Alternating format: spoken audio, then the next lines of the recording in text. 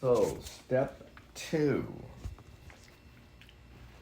Came to believe that a power greater than ourselves could restore us to sanity.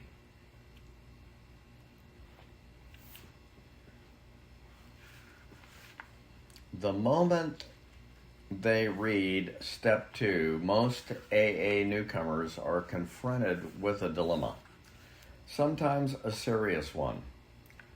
How often have we heard them cry out, "Look what you people have done to us. You have convinced us that we are alcoholic and that our lives are unmanageable, having reduced us to a state of absolute helplessness.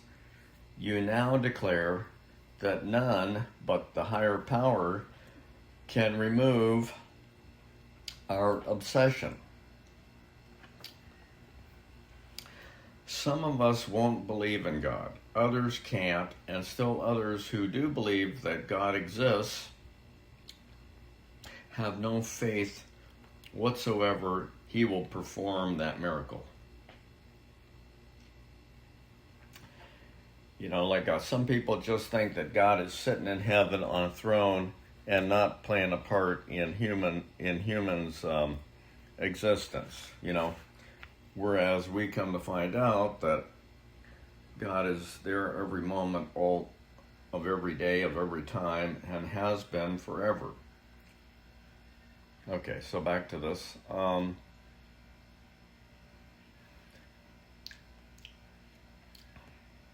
Yes, you've got us over a barrel, all right, but where do we go from here?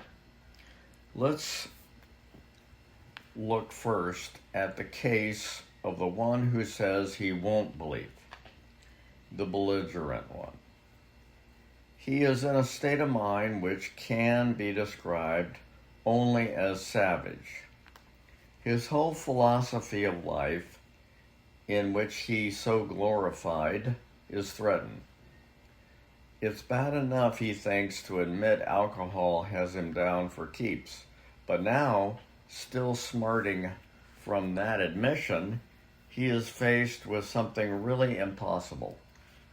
How he does cherish the thought that man, risen so majestically from a single cell in the primordial ooze, is the spearhead of evolution and therefore the only God that his universe knows. Must he renounce all this to save himself? At this junction, his AA sponsor usually laughs. This, the newcomer thinks, is just about the last straw. This is the beginning of the end. And so it is, the beginning of the end of his old life and the beginning of his emergence into a new life. His sponsor probably says, "Take it easy. The hoop you have to jump through is a lot wider than you think." At least I've found it so. So did a friend of mine who was a one-time vice president of the American Atheist Society, but he got through with room to spare. "Well," says the newcomer, "I know you're telling me the truth. It's no doubt a fact that AA is full of people who once believed as I do. But just how, in these circumstances, does a fellow take it easy? That's what I want to know." That, agrees the sponsor, is a very good question indeed. "I think I can tell you exactly how to relax. You won't have to work very hard either. Listen, if you will, to these 3 statements. First, Alcoholics Anonymous does not demand that you believe anything. All of its 12 steps are but suggestions. Second, To get sober and to stay sober, you don't have to swallow all of step 2 right now. Looking back, I find that I took it piecemeal myself. Third, all you really need is a truly open mind. Just resign from the debating society and quit bothering yourself with such deep questions as whether it was the hen or the egg that came first. Again, I say, all you need is an open mind. The sponsor continues, take for example my own case. I had a scientific schooling. Naturally, I respected, venerated, even worshipped science. As a matter of fact, I still do. All except the worship part. Time after time, my instructors held up to me the basic principle of all scientific progress. Search and research. Again and again, always with the open mind. When I first looked at AA, my reaction was just like yours. This AA business, I thought, is totally unscientific. This I can't swallow. I simply won't consider such nonsense. Then I woke up. I had to admit that AA showed results. Prodigious results. I saw that my attitude regarding these had been anything but scientific. It wasn't AA that had the closed mind, it was me. The minute I stopped arguing, I could begin to see and feel. Right there, step 2, gently and very gradually began to infiltrate my life. I can't say upon what occasion or upon what day I came to believe in a power greater than myself, but I certainly have that belief now. To acquire it, I had only to stop fighting and practice the rest of AA's program as enthusiastically as I could. This is only one man's opinion based on his own experience, of course. I must quickly assure you that AAs tread innumerable paths in their quest for faith.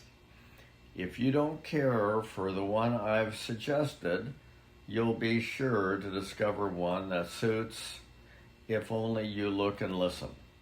Many a man like you has begun to solve the problem by the method of substitution. You can, if you wish, make AA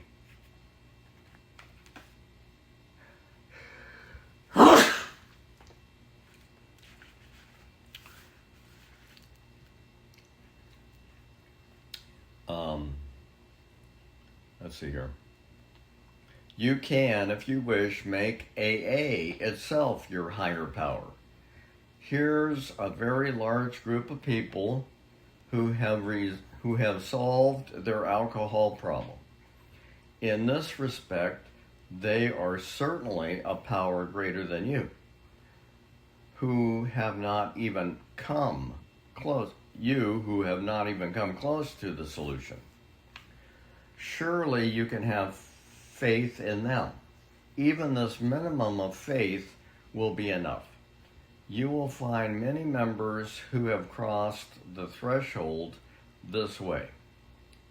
All of them will tell you, once across, their faith broadened and deepened. Relieved of the alcohol obsession, their lives unaccountably transformed. They came to believe in a higher power, and most of them began to talk of God. Consider next the plight of those who once had faith but have lost it. There will be those who have drifted into indifference, those filled with self-sufficiency who have cut themselves off, those who have become prejudiced against religion, and those who are downright defiant because God has failed to fulfill their demands. Can AA experience tell all these they may still find a faith that works?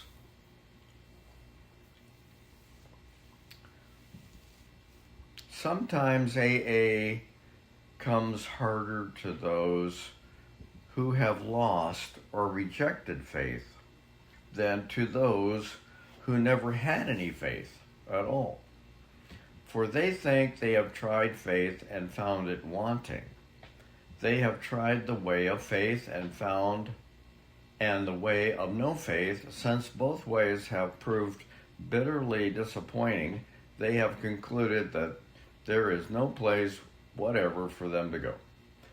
The roadblocks of indifference, fancied self-sufficiency, prejudice, and defiance often prove more solid and formidable for these people than any erected by the unconvinced agnostic or even the militant atheist. Religion says the existence of God can be proved. The agnostic says it can't be proved, and the atheist claims proof of the non-existence of God.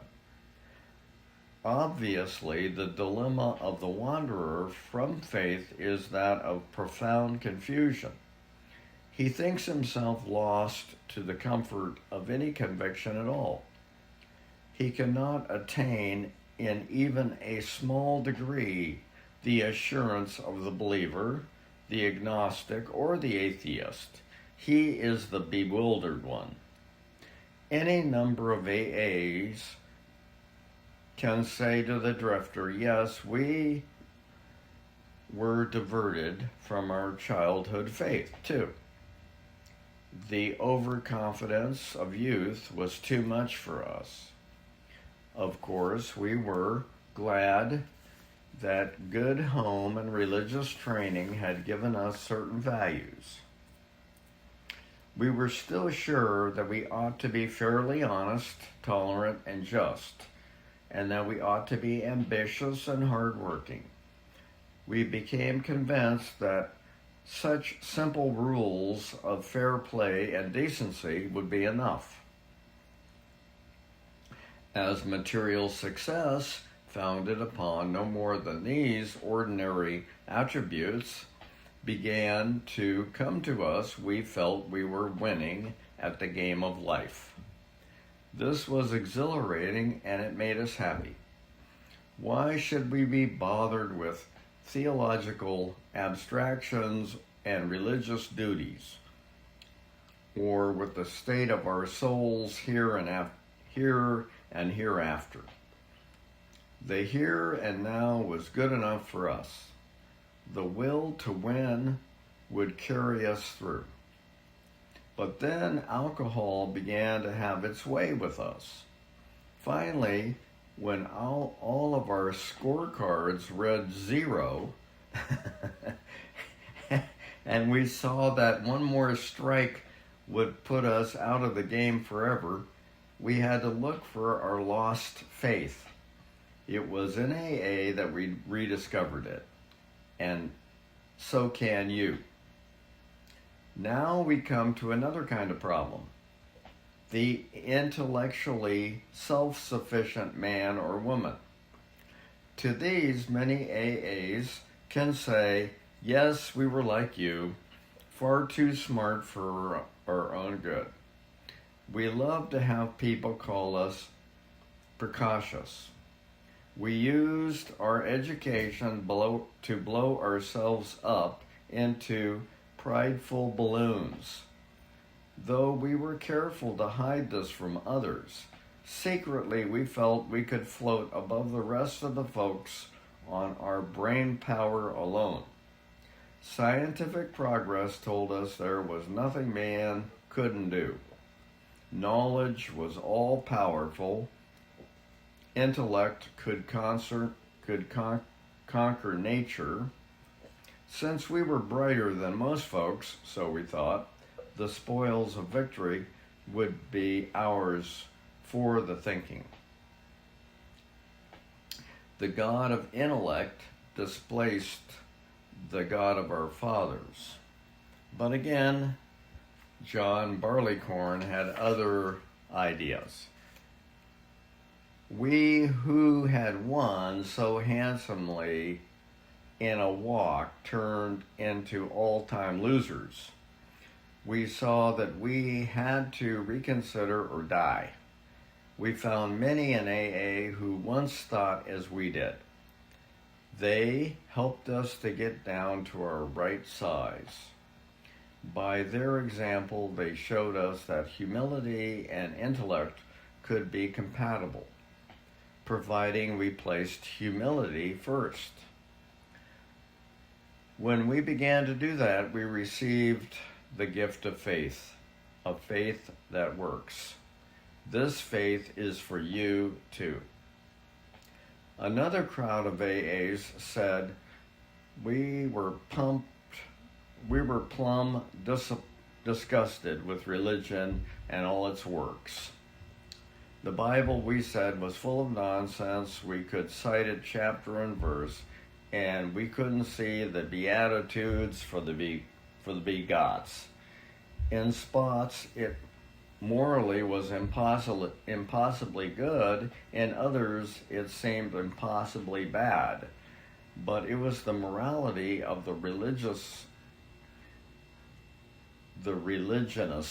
themselves that really got us down. We gloated over the hypocrisy, bigotry, and crushing self-righteousness that clung to so many believers, even in their Sunday's best. How we love to shout the damaging fact that millions of good men of religion were still killing one another off in the name of God. This all meant, of course, that we had substituted negative for positive thinking. After we came to AA, we had to recognize that this trait had been an ego-feeding proposition. In belaboring the sins of some religious people, we could feel superior to all of them. Moreover, we could avoid looking at some of our own shortcomings. Self-righteousness, the very thing that we had contemptuously condemned in others, was our own besetting evil. This phony form of respectability was our undoing, so far as faith was concerned.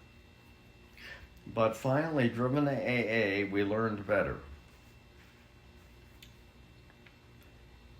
As psychiatrists have often observed, defiance is the outstanding characteristic of many an alcoholic. So it's not strange that lots of us have had our day at defying God Himself. Sometimes it's because God has not delivered us the good things of life, which we specified as greedy children. As a greedy child makes an impossible list for Santa Claus. More often, though, we had met up with some major calamity and, to our way of thinking, lost out because God deserted us. The girl we wanted to marry had other notions. We prayed God that she'd change her mind, but she didn't. We prayed for healthy children, and we were presented with sick ones, or none at all. We prayed for promotions at business, and none came. Loved ones upon whom we heartily depended upon were taken from us by so-called acts of God. Then we became drunk and asked God to stop that. But nothing happened. This was the unkindness cut of all. Damn this faith business, we said. When we encountered AA, the fallacy of our defiance was revealed. At no time had we asked what God's will was for us. Instead, we had been telling him what it ought to be. No man we saw could believe in God and defy him too. Belief meant reliance, not defiance. In AA, we saw the fruits of this belief. Men and women spared from alcohol's final catastrophe. We saw them meet and transcend their other pains and trials. We saw them calmly accept impossible situations, seeking neither to run nor to recriminate. This was not only faith, it was faith that worked under all conditions. We soon concluded that whatever price in humility we must pay, we would pay. Now let's look at the guy full of faith but still reeking of alcohol. He believes he is devout. His religious observance is scrupulous. He's sure he still believes in God, but suspects that God doesn't believe in him. He takes pledges and more pledges. Following each, he not only drinks again, but acts worse than the last time. Valiantly, he tries to fight alcohol, imploring God's help, but the help doesn't come. What then can be the matter? To clergymen, doctors, friends, and family, the alcoholic who means well and tries hard is a heartbreaking riddle. To most AAs, he is not. There are too many of us who have been just like him and have found the riddle's answer. The answer has to do with the quality of faith, not rather than its quantity. This has been our blind spot. We supposed we had humility when really we hadn't. We supposed we had been serious about religious practices when, upon honest appraisal, we found we had only been superficial. Or going to the other extreme, we had wallowed in emotionalism and had mistaken it for true religious feeling. In both cases, we had been asking something for nothing. The fact was, we really hadn't cleaned house so that the grace of God could enter us and expel the obsession. In no deep or meaningful sense had we ever taken stock of ourselves, made amends to those we had harmed, or freely given to any other human being without any demand for reward. We had not even prayed right. We had always said, "Grant me my wishes," instead of "Thy will be done."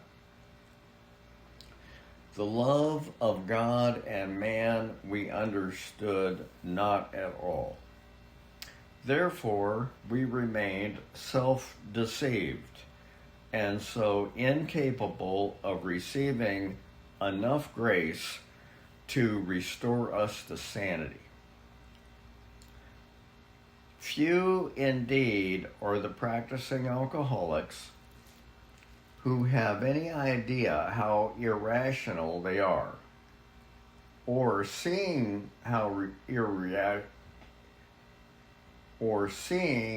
their irrational um, irrationality can bear to face it. Some will be willing to term themselves problem drinkers, but cannot endure the suggestion that they are in fact mentally ill. They are abetted in this blindness by a world which does not understand the difference between sane drinking and alcoholism. Sanity is defined as soundness of mind. Yet no alcoholic, soberly analyzing his destructive behavior, whether the destruction fell on the dining room furniture or his own moral fiber, can claim soundness of mind for himself. Therefore, step 2 is the rallying point for all of us. Whether agnostic, atheist, or former believer, we can stand together on this step. True humility and an open mind can lead us to faith. And every AA meeting is an assurance that God will restore us to sanity if we rightly relate ourselves to Him.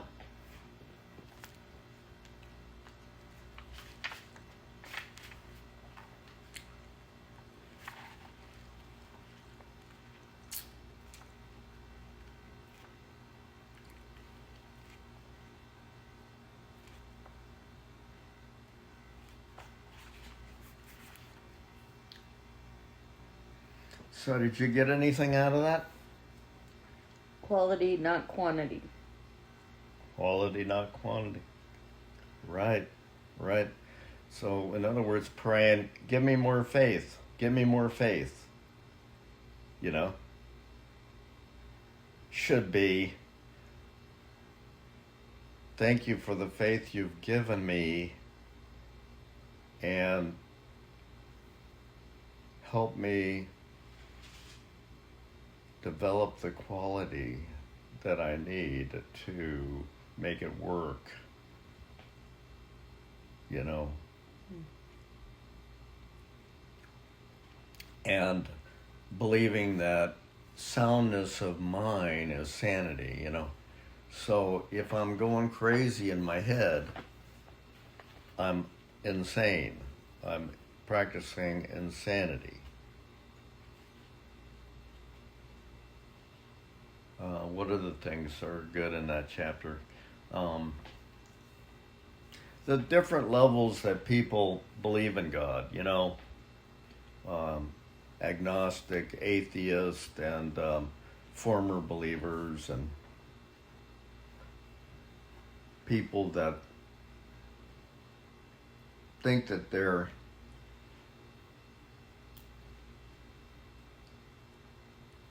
pious, and but they want what they want from God. They don't want God's will. They don't want to suffer before the daylight. You know, they don't want to suffer before, even though that's God's way. Okay? They don't want to endure it.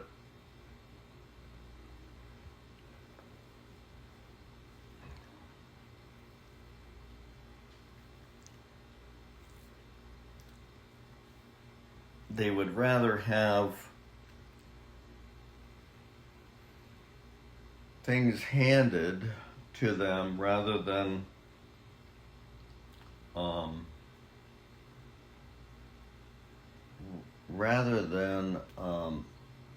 going through the learning process. You know, the patience, the resting, because to grow faith, you have to rest when it's impossible to rest, you know. or seems impossible to rest in God. You have to be willing to speak back into your mind, I'm not going to think that. I'm going to stop that thinking.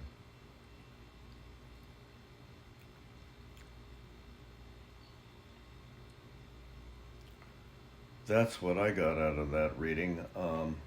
Let's see here, what else?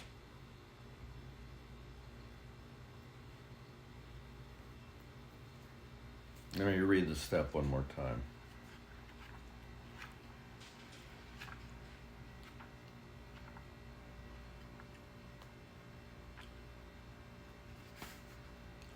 Came to believe that a power greater than ourselves could restore us to sanity.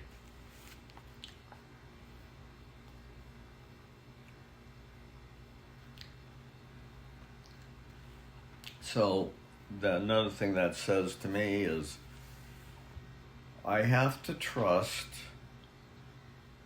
that what God wants me to have soundness of mind and peace and rest in the knowledge that He is there all the time, there's nothing to fear, and that His plan is happening.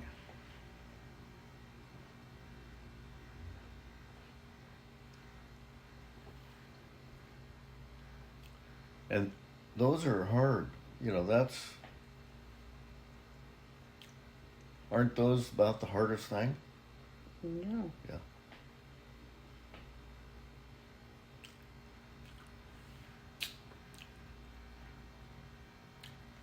And I had to, when I did step 2 for the first time, I had to look at that.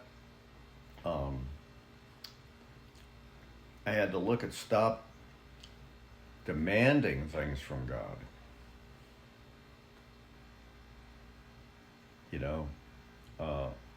Like making a list for Santa Claus, you know what I mean?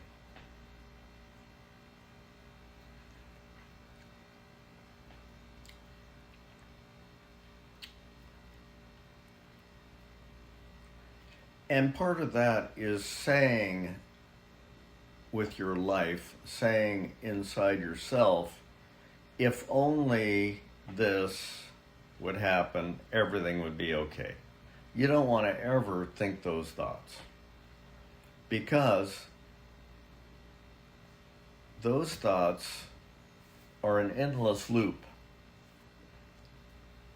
and they're not even true. What you're saying is, I don't need the suffering to come to, like Satan told Jesus, you don't need to go to the cross to have all of the kingdoms of the world. I can give them to you.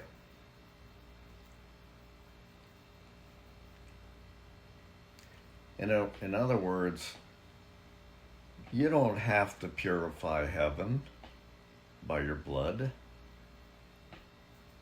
Yeah.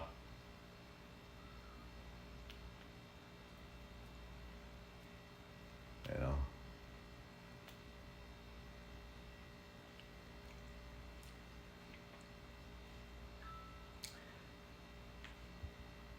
That's interesting, But, Jesus believed that the Father's will that He was doing, He may not totally grasp everything, because I do my Father's will.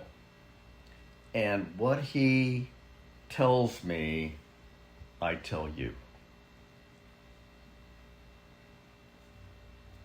And there was a lot that He told, His disciples,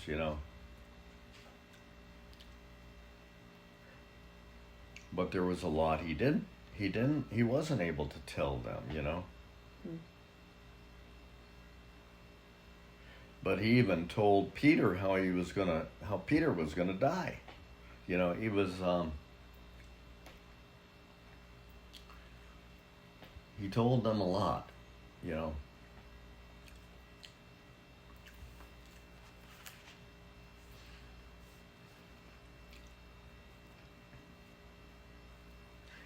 Now, you had said that you wanted to learn this stuff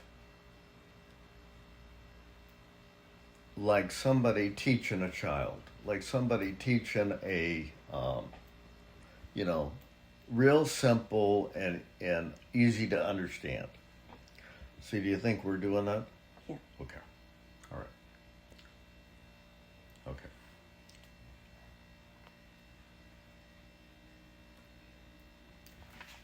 Okay, so now we're going to tradition 2.